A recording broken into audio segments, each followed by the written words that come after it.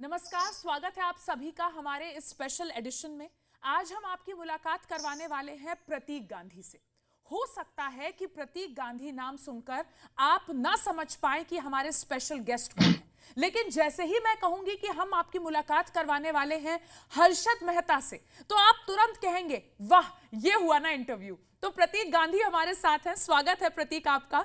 और सबसे पहले आपको बहुत बहुत मुबारकबाद एक शानदार किरदार निभाने के लिए। जी, बहुत-बहुत शुक्रिया मुझे यहाँ बुलाने के लिए और ऑडियंस से जोड़ने के लिए। बहुत-बहुत शुक्रिया। प्रतीक, शायद ही कोई जानता हो कि आपका नाम Limca book of world record में दर्ज है और हर्षद मेहता के लिए नहीं है। जरा हमारे दर्शकों को शुरुआत में ही ये बताइए कि Pratik Gandhi Limca book of world records में पहुंचे कैसे। तो मैं काफ़ी समय से थिएटर करता हूँ, नाटक करता हूँ, मैं स्टेज से जुड़ा हूँ, वहीं से आया हूँ और मैं पिछले कुछ 7-8 सालों से मोनोलॉग्स करता हूँ, जिसे एक पात्रीय अभिनय कहते हैं। मेरे कई मोनोलॉग्स 2-2 घंटे के हैं और उसमें से एक मोनोलॉग जो है, मेरा जो नाटक है, उसका नाम है मोहन का मसाला, जो कि मोहनदास करमचंद गांधी की लाइफ़ पे है। जब वो महात्मा नहीं थे, सिर्फ मोहनदास थे, उस समय की बात है और वह कौन से मसाले थे जिन्होंने मोहनदास को महात्मा बना दिया, उसकी उसकी बात है, उसका ये नाटक है। ये नाटक मैं 3 भाषा में करता हूँ, हिंदी, इंग्लिश और गुजराती। मुझे याद है 2016 में 10 जून 2016 को हमने पृथ्वी थिएटर मुंबई में ये नाटक एक ही दिन में 3 भाषा में किया था। सुबह 11:30 बजे गुजराती था, शाम को 4 बजे हिंदी था और 7:30 बजे इंग्लिश था। तो एक आदमी ने, एक एक्टर ने एक मोनोलॉग 2 घंटे का 3 भाषा में एक ही दिन में किया हो, ऐसी पहली एक घटना थी और उसी के हिसाब से, उसी के वजह से मैं लिम्का बुक्स में रजिस्टर्ड हुआ मेरा नाम और ये नाटक का नाम। प्रतीक, बहुत मुश्किल होता है मोनोलॉग करना, और जो लोग थिएटर से जुड़े हैं या जो थिएटर की समझ रखते हैं वो जानते हैं कि किस तरीके से आप अपने ऑडियंस को मोनोलॉग के जरिए भी बांधते हैं। मैं चाहूंगी कि जी के तमाम प्लेटफॉर्म्स पर जो हमारे दर्शक आज जुड़े हैं, अगर प्रतीक थोड़ा सा हमारे लिए वो तीनों भाषाओं में करके दिखाएं, मतलब एक छोटा छोटा सा चंक। तो ये तीनों भाषा का बहुत ही इंटरेस्टिंग लर्निंग थी मेरे लिए, बहुत बड़ी शिक्षा थी मेरी ये, कि भाषा जब हम पढ़ते हैं, जब सीखते हैं, तो भाषा का जैसे बोलने का एक व्याकरण होता है, उसका जो ग्रामर है वो अलग है। लिखने का, बोलने का ग्रामर अलग होता है। उसी तरह से उसे परफॉर्म करने का ग्रामर भी अलग है। उसे उसके डायलॉग बोलने का मीटर भी अलग है। ये मैं बहुत नज़दीक से सीख पाया जब मैंने एक ही दिन में 3 भाषा में शो किया और जैसे-जैसे आगे फिर मैं शोज़ करते गया। और क्योंकि ये मोहनदास करमचंद गांधी पर है, बहुत सारे इंटरेस्टिंग किस्से जुड़े हैं इसमें। अ, एंड में नाटक का जो अंत है, वो वहाँ पर होता है जब उन्हें ट्रेन से फेंक दिया जाता है जी और जी। तब इनके अंदर जो पूरी एक जद्दोजहद चलती है, अंदर एक पूरा जो गुस्सा भरा पड़ा है और जहाँ से उनकी लाइफ का नया दौर शुरू होता है। उसके बाद की एक घटना ऐसी है कि वो ट्रेन से तो उनको जब फेंक दिया गया, उसके आगे की उनकी जो यात्रा थी, उन्होंने घोड़ा-गाड़ी में कंप्लीट की थी। और घोड़ा-गाड़ी में भी उनके साथ वैसा ही व्यवहार किया गया। कुछ अंग्रेज़ों ने आकर उनको बहुत मारा था और तब वो डर गए थे कि अब शायद मैं जी नहीं पाऊँगा। उनको खुद पे गुस्सा ये आ रहा था कि मेरा हाथ क्यों नहीं उठ रहा? अपने अधिकार के लिए मैं कुछ कर क्यों नहीं पा रहा हूँ? मैं मार क्यों नहीं देता हूँ इनको? पर वो नहीं कर पा रहे थे। और तब गुजराती में इस लाइन को हमने ऐसे लिया था, जो कि बहुत ही पुराना फ़ोक सॉन्ग है कि मेरु तो डगे रे जैना मन न डगे, भले ने भांगी पड़े ब्रह्मांड रे। जिसका मतलब कुछ ऐसा होता है कि पहाड़ हिल जाएगा, पर आदमी अंदर से नहीं हिलेगा। ब्रह्मांड भी हिल जाएगा, पर ये आदमी अंदर से नहीं हिलेगा अगर अंदर इतनी शक्ति है। तो ये अगर मैं हिंदी में जब करता तो मैं सेम लैंग्वेज या ये पंक्तियाँ नहीं यूज़ कर सकता, क्योंकि शायद हिंदी ऑडियंस इसे रिलेट नहीं कर पाती। तो हिंदी में हमने इसे एक नया रूप दिया था। हिंदी में जब ये पूरा चंक आता है प्ले में, तो हमने इसे अलग तरह से इस्तेमाल किया है। वहाँ पर हमने ये लाइनों का इस्तेमाल किया है कि जाको राखे साइयाँ मार सके ना कोई।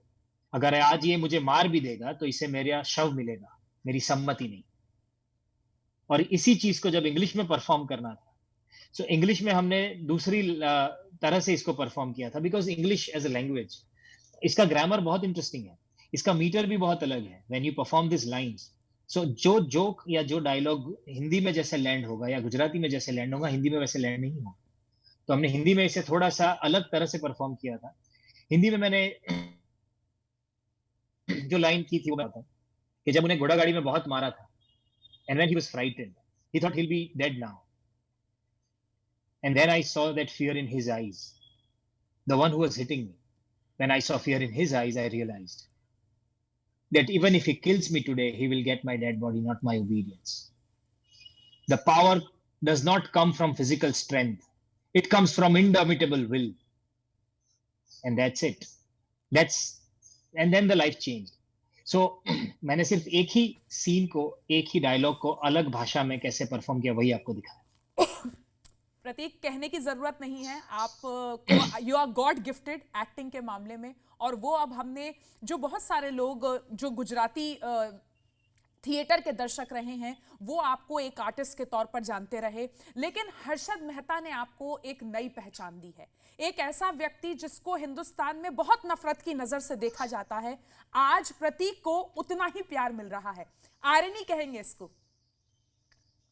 जी हाँ, ये बहुत बड़ी आयरनी तो है ही, पर सबसे मज़ेदार बात ये है कि इस किरदार को जब हम कर रहे थे, जब तैयार कर रहे थे, मैं, हंसल मेहता जो कि डायरेक्टर हैं, हमने एक ही बात ज़हन में रखी थी कि हम ना ही इसे हीरो बनाना चाहते हैं, ना ही इसे विलेन बनाना चाहते हैं। हम सिर्फ़ इंसान के तौर पे एक इंसान की कहानी कहना चाहते हैं और फिर हम ये ऑडियंस पे छोड़ देंगे, जो भी वो समझना चाहे, जो भी वो इससे निकालना चाहे, जो भी अपनी एक सोच बनाना चाहे इनके ऊपर।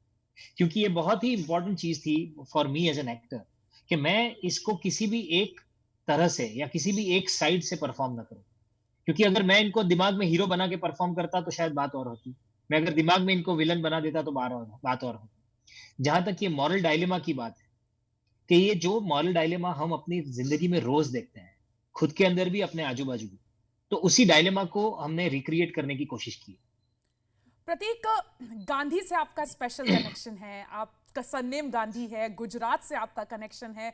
Limca book of world records में जब नाम गया तो वहां भी गांधी का एक जिंदगी में बहुत अहम रोल रहा।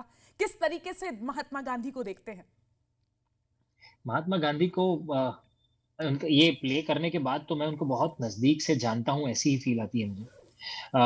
उनकी उनकी जो ज़िंदगी थी, जिस हिसाब से वो ज़िंदगी को देखते थे, जिस हिसाब ने अपनी गलतियों से सीखते-सीखते उन्होंने अपनी लाइफ़ को जैसे बनाया था, वो मेरे लिए बहुत बड़ी सीख है और मैं उनसे बहुत कुछ सीखा हूँ। जैसे कुछ-कुछ बहुत इंटरेस्टिंग लाइन्स थी जो प्ले की, जो मुझे मेरे दिल में रह गई हैं अब तक कि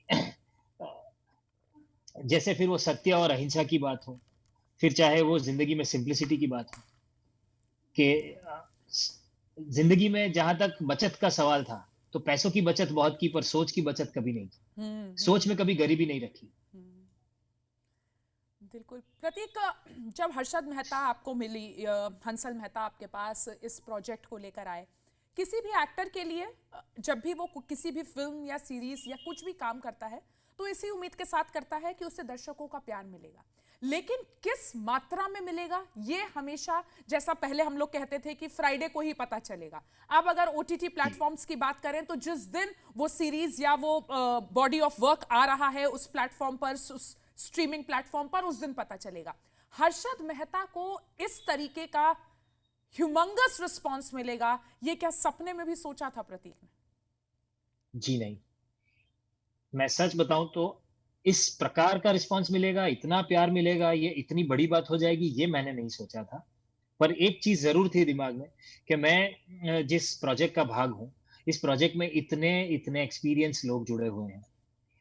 हंसल मेहता डायरेक्ट कर रहे हैं, तो कहीं ना कहीं एक ऐसा प्रोडक्ट बनने वाला है कि जिसके प्रति मैं हमेशा आदर से इसको याद कर पाऊंगा और एक अभिमान ले पाऊंगा कि मैं इस प्रोजेक्ट का भाग हूँ। मेरे दिमाग में सिर्फ इतनी बात थी। मैंने कभी नहीं सोचा था कि रिलीज के बाद ये इतना बड़ा बन जाएगा। हर्षद मेहता की कहानी की जब हम बात करते हैं प्रतीक, तो एक आम आदमी के खास बनने की कहानी है ये, कि एक ऑर्डिनरी आदमी था और वो जिस भी तरीके से आप उसको येन केन प्रकारेण वो खास बन जाता है। लेकिन अगर हम आपकी जिंदगी को जोड़ें तो आपकी जिंदगी की कहानी दूसरी तरह से ही सही, लेकिन कुछ ऐसी ही है, एक आम आदमी की खास बनने की कहानी है। हर्षद से कितना रिलेट करते हैं? ऑब्वियसली जो उसने अपनी जिंदगी में चीजें की उसकी वजह से नहीं, लेकिन एक जो ट्रैजेक्टरी होती है जिंदगी की उसको देखते हुए।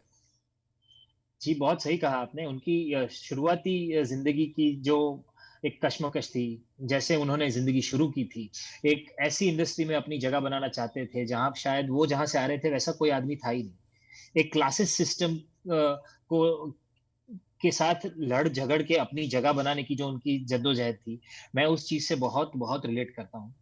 और मैं जहाँ तक समझता हूँ कि हर एक ऐसा इंसान जो कि एक छोटी जगह से, छोटे फैमिली से आके एक बड़ा नाम कमाना चाहता है या बड़ी जगह बनाना चाहता है, वो हर कोई इस प्रोसेस से रिलेट करता होगा। बिकॉज़ ज़्यादातर ये स्ट्रगल कहें तो स्ट्रगल सबकी सेम ही रहती है। प्रतीक, आप जिस समय में आम से खास बने पूरे हिंदुस्तान के लिए, ये वो दौर था जब हिंदी फिल्म इंडस्ट्री पर कई आरोप लग रहे थे, नेपोटिज्म, इनसाइडर आउटसाइडर, सिर्फ एक कोठरी में काम करते हैं। प्रतीक गांधी अब किस तरीके से इस इंडस्ट्री को देखते हैं? देखिए, मैं तो पहले से भी ये मानता था, मैं तो काफ़ी सालों से यहाँ पर काम कर रहा हूँ, थिएटर करता हूँ, गुजराती फ़िल्में की, फिर हिंदी में भी थोड़ा-मोटा काम किया था मैंने। हर एक इंडस्ट्री के अपने कुछ कुछ पहलू होते हैं, जो शायद सबको पता नहीं भी होते होंगे। पर मुझे तो इस इंडस्ट्री ने बहुत प्यार दिया है। जितना भी काम किया मैंने, मुझे इस इंडस्ट्री ने, यहाँ के लोगों ने, यहाँ के स्टॉलवर्ड्स ने, सब ने बहुत प्यार दिया है। तो मेरे लिए तो शायद ये बहुत बेहतरीन जगह है।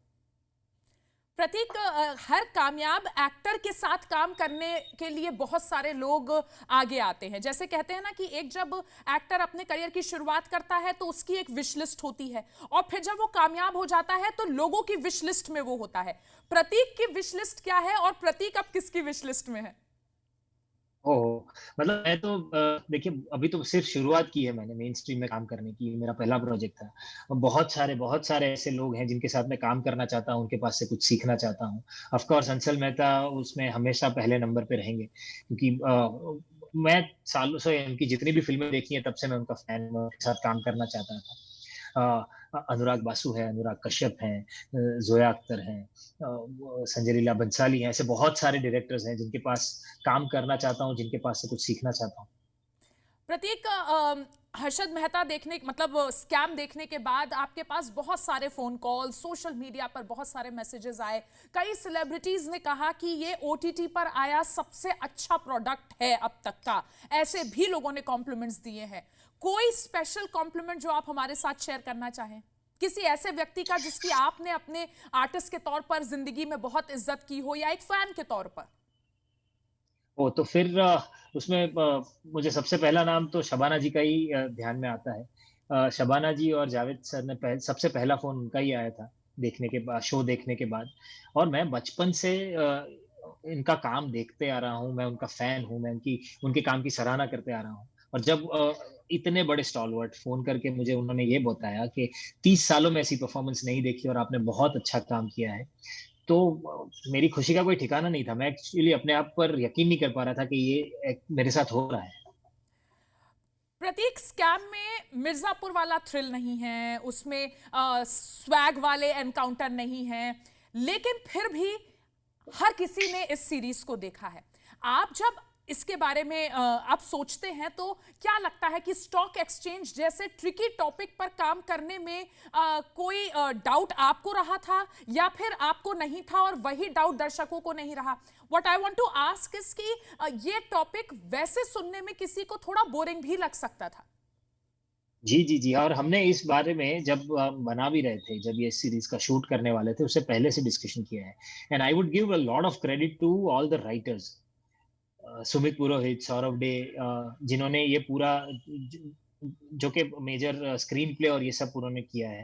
हंसल सर ने और इन लोगों ने मिलके इतनी सारी रिसर्च की है और dialogue writers Vaibhav Vishal and Karan Vyas ये ऐसे लोग हैं जिन्होंने ये इस जो आपने पूछा उसके बारे में बहुत कुछ सोचा था। जब हम शूट कर रहे थे उससे पहले से हम सोच रहे थे कि कुछ कहीं हद तक ये टॉपिक बहुत टेक्निकल है और फाइनेंशियल वर्ल्ड की जहाँ तक बात है तो इसकी जितनी टेक्निकलिटीज़ हैं, जितने जार्गन्स हैं, जो कि उसकी वोकैब्युलरी है, जो भाषा है, वो हर एक आम आदमी नहीं समझ पाएँगे। तो उसको किस हिसाब से पेश करना है, प्रस्तुत करना है, किस हिसाब से उसको डायलॉग्स में और सीन्स में वीव करना है, ये बहुत ही पेचीदा काम था। और I mean as I said all the credits to these guys कि उन्होंने बहुत आसानी से ये काम किया। और कहीं न कहीं हंसल सर की ये बात मुझे बहुत अच्छी लगी थी। उन्होंने एक बार बताया था कि let's not under estimate the audience. अगर उनको ये पता हम्म। नहीं है तो ये चीज से उन्हें हम कुछ नया सिखाएंगे, एंड बिल्कुल दैट इज बिल्कुल ऑल्सो पार्ट ऑफ एंटरटेनमेंट। बिल्कुल। प्रतीक, अब जब देखते हैं आप स्कैम को लेकर जिस तरीके का रिस्पांस मिल रहा है वर्ल्ड ओवर, ना सिर्फ हिंदुस्तान में बल्कि अलग अलग देशों तक में लोगों ने इस सीरीज को पसंद किया है और सबसे हाईली रेटेड ये सीरीज बन गई है। आपसे अगले प्रोजेक्ट को लेकर लोगों की बहुत ज्यादा उम्मीदें बढ़ जाएंगी। एक डर है मन में?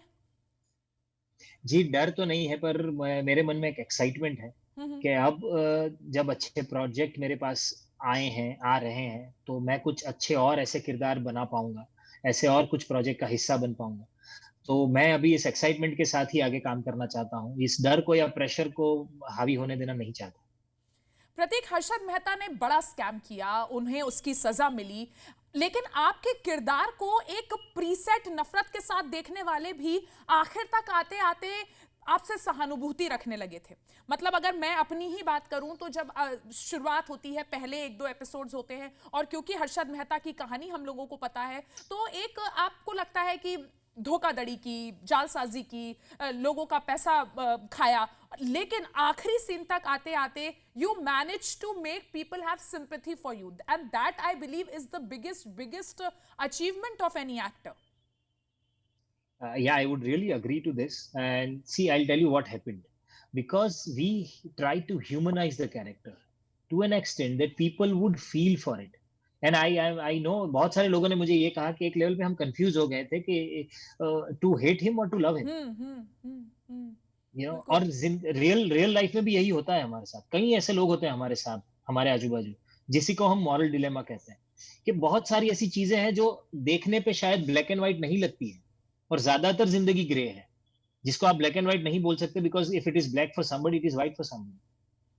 और हर्षद मेहता का किरदार जैसे हमने भी किया था, उनके दिमाग में वो जो कर रहे थे उसके लिए वो कन्विंस थे कि पूरी दुनिया शायद इसी तरह से काम कर रही है, और मैं भी अगर ये कर रहा हूँ तो कुछ बुरा नहीं कर रहा हूँ। And that was his idea of whatever that he did, and that's how we have humanised it. दूसरा एक मुद्दा ये भी है कि आप किसी किरदार के साथ 9.5 घंटे बिताओगे तो अल्टीमेटली आप उसके लिए फील करना शुरू कर ही दोगे। Yes yes.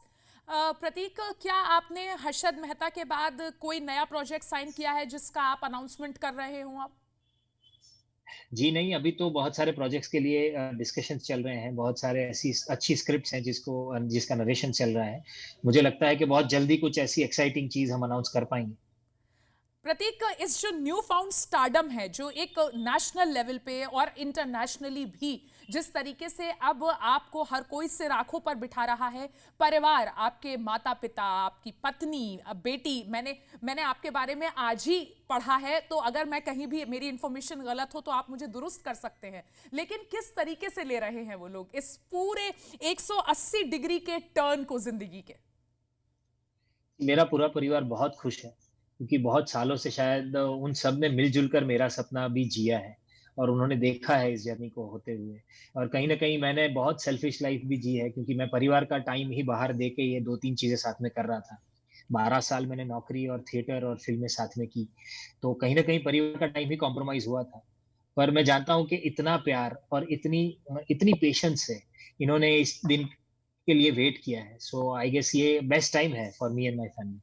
प्रतीक, आप एक इंजीनियर के तौर पर आपने पूरा एक दशक बिताया और उसके बाद उसी समय पर आप थिएटर भी करते थे, तो मैं चाहूंगी कि आप परिवार के बारे में, स्पेशली अपनी बेटर हाफ के बारे में हम लोगों को बताएं कि किस तरीके से उन्होंने इस पूरे दौर को, स्ट्रगल के पीरियड को मैनेज किया, is what I would say.